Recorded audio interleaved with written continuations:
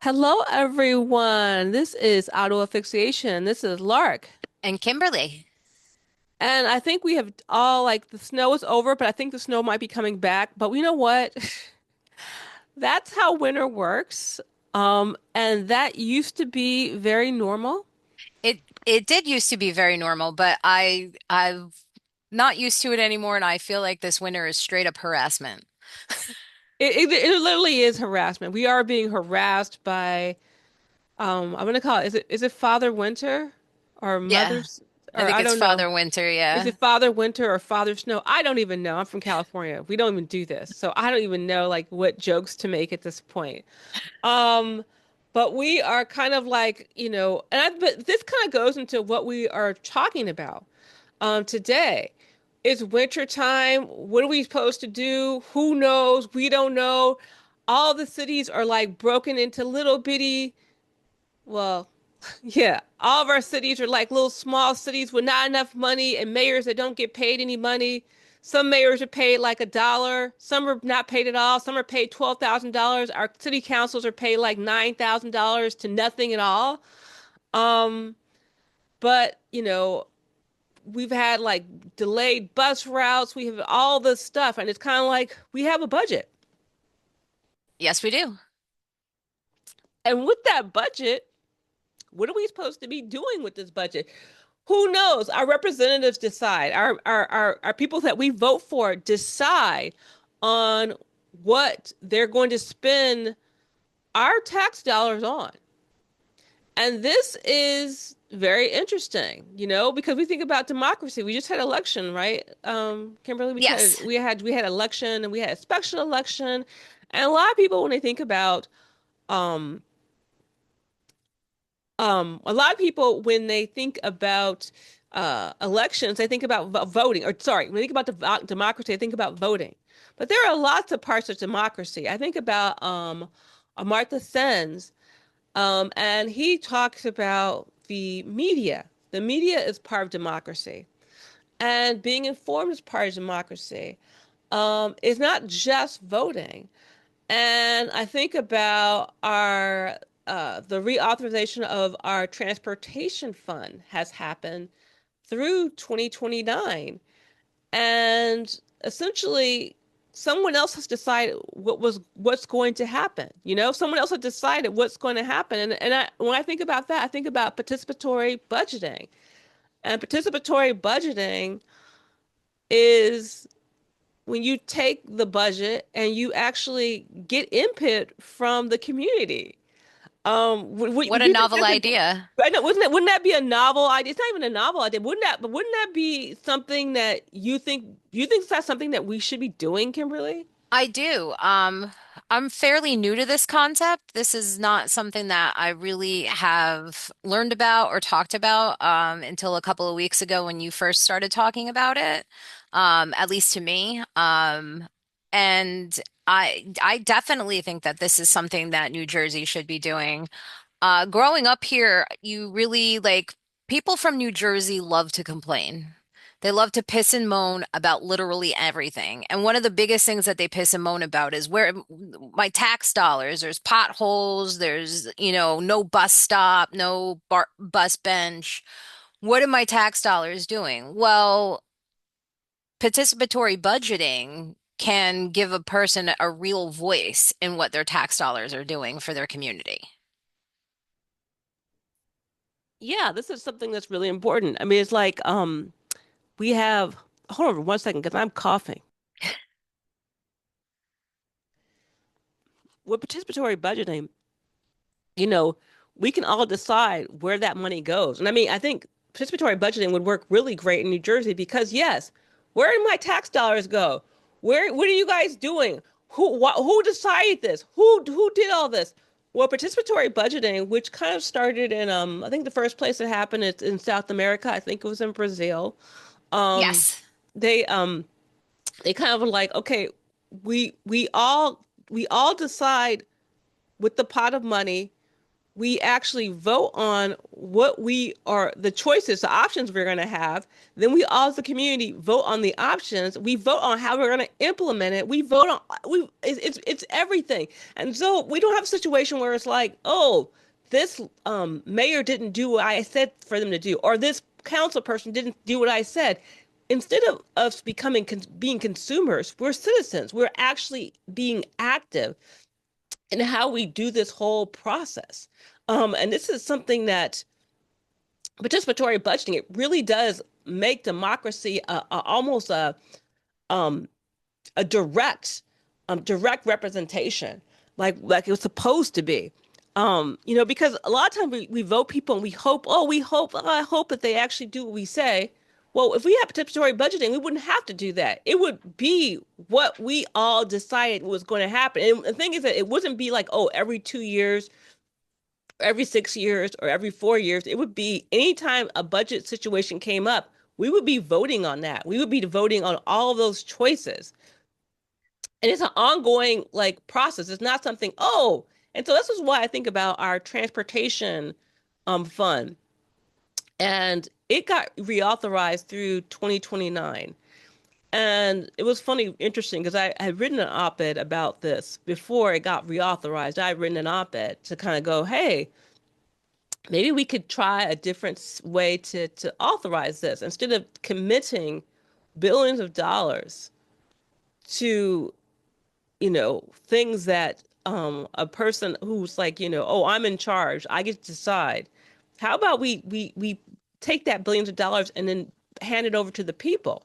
Um, we might go like think about it. If you're a human being and you're like one of the people, whether you're in East Orange or you're in Montclair or you're in Glen Ridge, you're going to be thinking like, oh, I think we should set aside some stuff for plow people.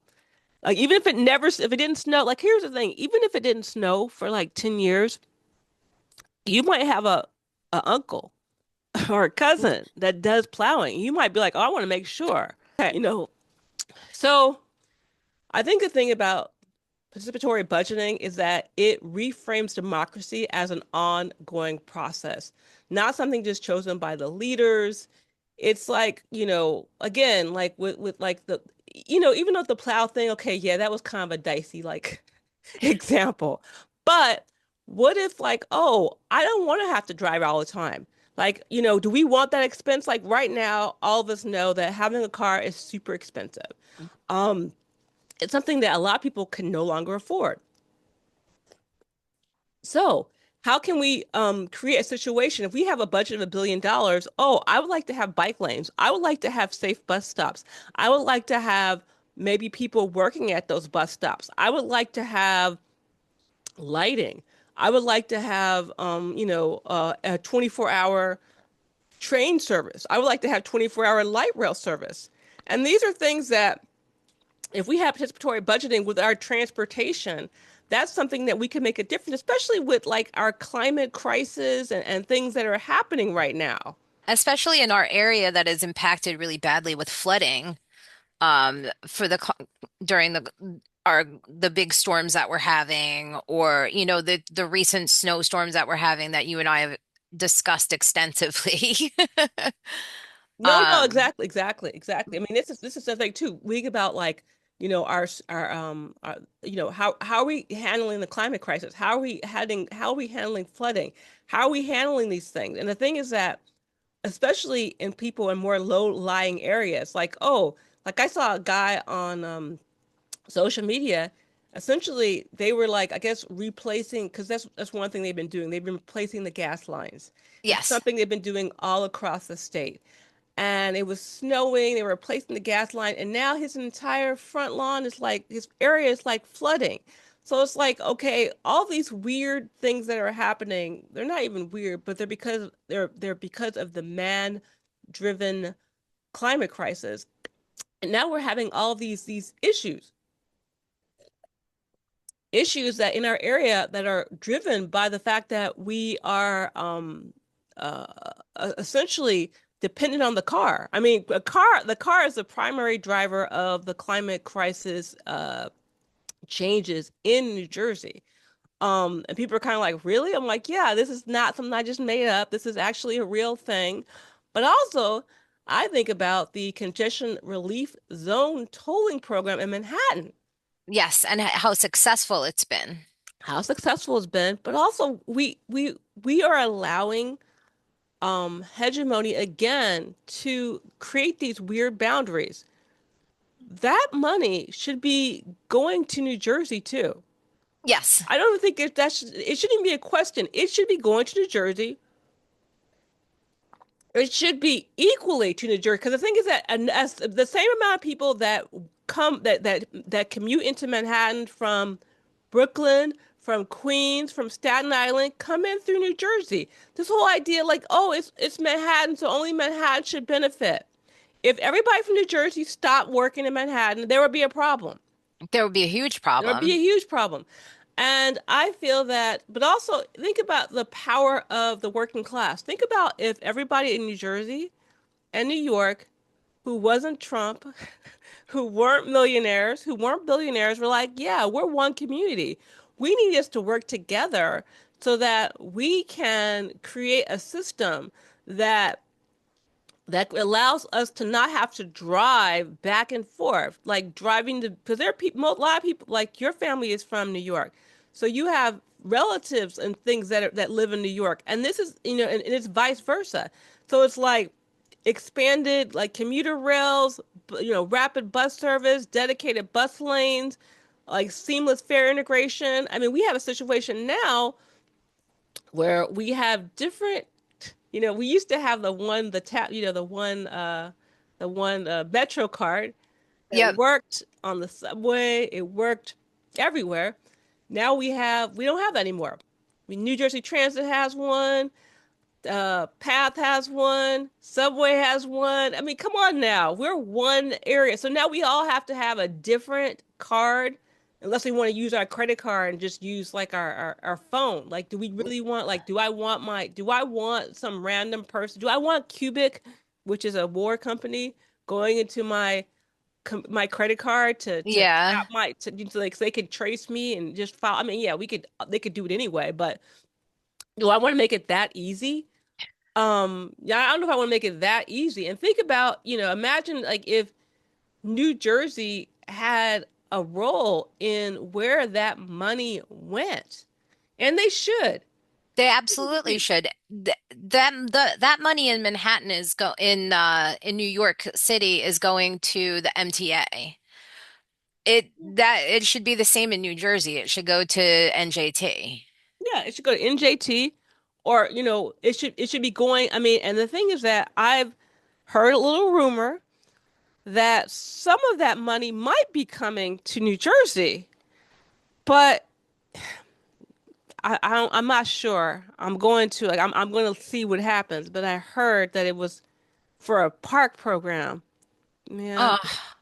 Oh, I love parks. We have great parks, especially in Essex County. We have some of the most beautiful parks in the entire country in Essex County. But no, we need to put money in public transportation. We need to put money in bike lanes. Like that is, I don't know for sure. I'm just kind of like I heard a little rumor. I'll find I'll let you guys know what's up with that because I was like, what? I was like, I was reading it and I'm like, okay, I have to go read it some more because I'm not. I hope this is not what I think it is. I hope this is not what I think it is. I'm going to be positive. I'm going to be positive and I'm going to be like, yeah, this is going to work out. And then, I mean, another thing too is like, you know, we are going to have harsher winters. We're going to have more extreme weather, but also too, we really, really, really need to start doing democracy differently. Um, democracy has to be a participatory process, like there's so many people that just go and they vote every 4 years or what have you, whatever their election are in the area, and that's all that they do. They don't take any consideration into even who they're voting for.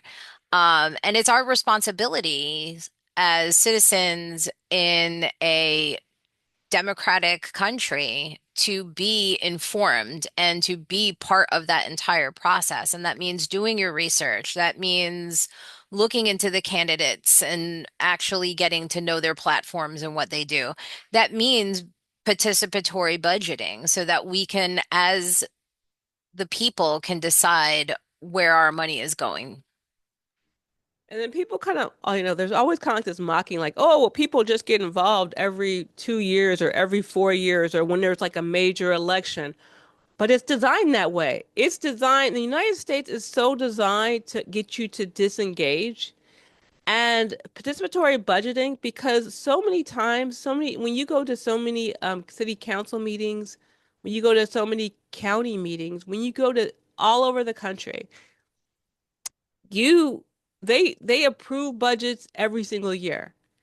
And if we had a situation where we were had participatory budgeting for every single budget, we would have a much more engaged population.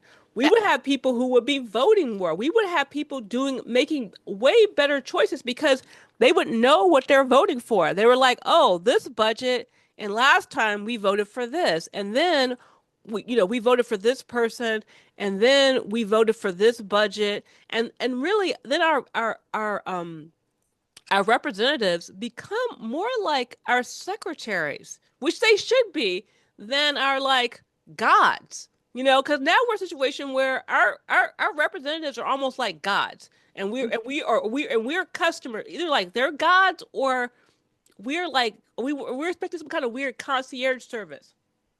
They're big boss, like they're big boss people in a way. And like it's even like, I remember I was saying to my dad one time that, like we're supposed to be a democracy by the people, for the people, all of that. And, like the president is behind so many layers of security when even in like medieval times, a lowly peasant could gain audience with a king. Well, really, if we looked at our Constitution, our president is supposed to just be a secretary. Like, he's not supposed to be like the CEO. He's supposed to be like the secretary, like the person that's like, okay, the coordinator. Like that is like his job. It's not Yeah. supposed to be like, oh, it's my law. I decide. Congress is supposed to decide that. And the people that we elect every 2 years to go into the House, the reason why they are elected every 2 years is because that way they're very close to us. So they have Yes. to really, in order to get reelected every 2 years, you have to really be paying attention to what we do, which is like different from the Senate, where it's like, oh, every 6 years, it's kind of like, oh, I got what I wanted to get done. I got all these things together. Um, my cat is here now. And um, so this is something that's much different than if we did participatory budgeting, it wouldn't just be about a person. It would be about the entire process. And I think Yes. it's something that would make it so, and I think that in 2029, we have a chance to do this differently. I think from what I've seen, I think we want to do democracy a little bit differently in the United States. This doesn't seem to be working out the way we thought it was going to work out. And I think we No. need some more engagement. I think we need some more different kinds of media. I think we need ranked choice voting, but I also think we need participatory budgeting. And I think we need to see so that we can through the process through practice, we can learn about how our government works. We can learn about how funding works. We can learn like, oh, like it would be like Jersey City has, $250 million deficit. That wouldn't happen No. if we had participatory budgeting because the people would be like, wow, so you're gonna bring in this development and we're going to not allow them to pay taxes. Well, that's gonna impact how we do our participatory budgeting process because you're gonna take away money from us. Oh, we want to do a community benefit agreement. A community benefit agreement should also be a participatory process where it shouldn't just be like one person because I see what happened in Newark when they had a representative doing their community benefit agreement. Essentially, it was hockey tickets and job training. So to me, we take the burden off of our representatives who maybe they don't have the courage. They don't have the courage to essentially do what they're supposed to do. Hold on, I have this cat here. Um, she's just like staying on the table. She's not like leaving the table. Um, yeah, it's her table. So participatory budgeting is something that we need to have in order to actually get I think to regain democracy, to regain some community benefit agreements, because the way certain things are being done out here is not, I don't feel, the spirit of how our constitutions was supposed to be, whether our state constitution or our federal constitution was supposed to work. I think you're absolutely right. I think you're absolutely right. New Jersey has a long history of corruption, at so many different levels, even in small town councils that you wouldn't expect. And participatory budgeting brings a level of transparency to everything that money goes to, that it would be very, very difficult for corruption to occur. Yeah, and also the great thing, because of the New York, New Jersey thing, we police each other. Like, you Yeah. can't screw me, you can't screw me. I think that's the one thing is great. Because we do have this kind of like New York versus New Jersey, it almost gives us a built-in checks and balances. So that no one can do really shady stuff. I mean, I think this is one of the problems I have with all these small cities. You kind of build these kind of fiefdoms because Yes. everybody knows everybody else. Everybody is somebody's brother or somebody's sister. But once you make stuff bigger, you know what? You could try to do that, but it's going to be harder because these people from East Orange are going to say, "Hey, you can't just give this contract to that guy." People from Montclair are going to be like, "You can't just essentially give this to this one woman every single time. You can't just, you can't just development's happening. You can't just give it to one developer."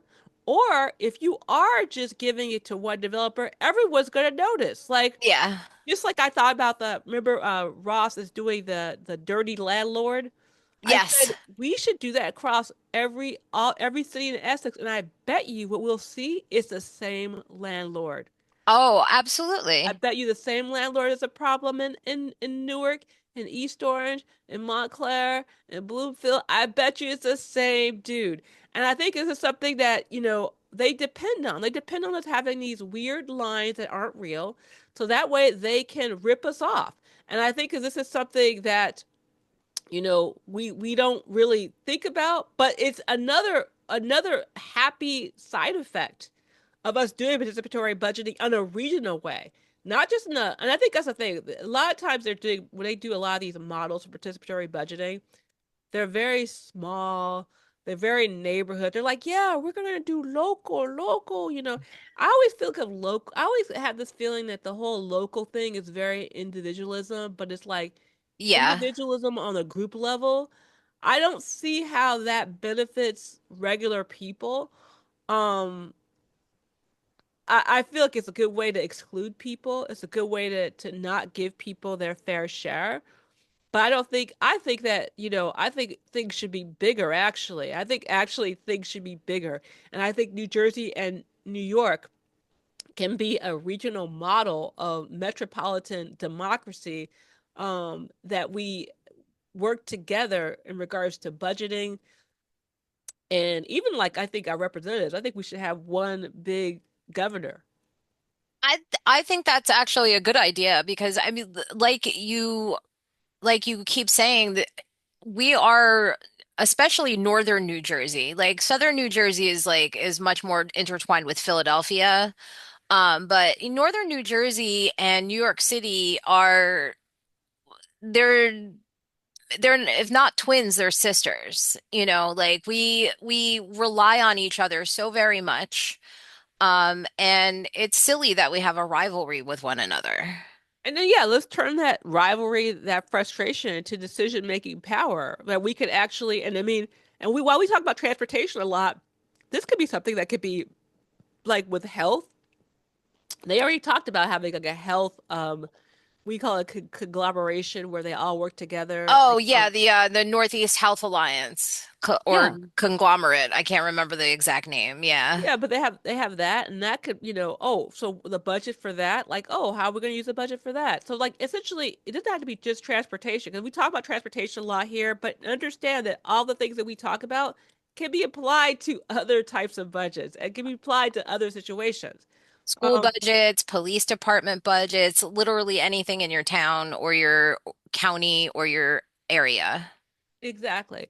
And we don't have to have a situation where we have to go like, oh, I hope they vote right. And we have to go and like curry favor to these different politicians. Like, oh, can you vote yes on this? Can you vote yes on that? No, no, we don't have to do all that. We take away that even stress of them having to like, oh, well, somebody who has money can't go, oh, I need you to vote this way. Because Yeah. that is not your, it's no longer your job. Your job is just to sign the paperwork we already decided upon.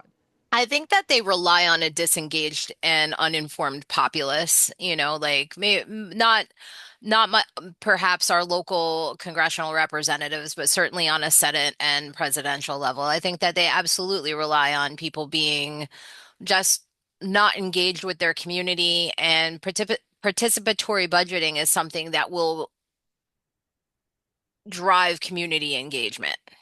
Exactly. And I mean, and they'll do it in an organic way, because I think in a way, hegemony and institutions already have created a situation where people they feel like it doesn't matter. Oh, it doesn't matter. I don't care. It doesn't matter. And I mean, that's on purpose. That's on purpose. And It I is think on that purpose. yeah, and I think that this would be something that make people go, oh, I want to be involved in this. Because I get to decide where the money goes. I get to decide how it gets spent. I get to decide about the contracts. I feel like every part of a democracy should be a participatory council, assembly to get it done. It should be. It should be. And it like I said before, and I'll reiterate again, it's our responsibility as citizens to be engaged in our communities and not just sit and complain like New Jerseyans so love to do. I love Yes, you, New and Jersey, but we love to complain. yes, and also it's the job of our institutions to create situation and environments so that people will be engaged. And this is like, this would be part of that. And so with that, is there anything else that you'd like to share, Kimberly? Thank you so much for again introducing me to something that I was barely aware of and giving me some more education and some more knowledge. Well, yeah, I mean, I think this is something is, as long as as we, talk about civic tools and civic methods, I hope that, everybody understands like you kind of go, oh, it wouldn't it be great if we did this? You know what? That thing is probably already exist. And you just don't know the name of it yet. Yep. Because all the great ideas you already have, and you're like, okay, we do that? Yeah, we probably could. And there's probably even a name for it. So thanks a lot. Thanks a lot. Thanks a lot, folks, for listening. Have a great one.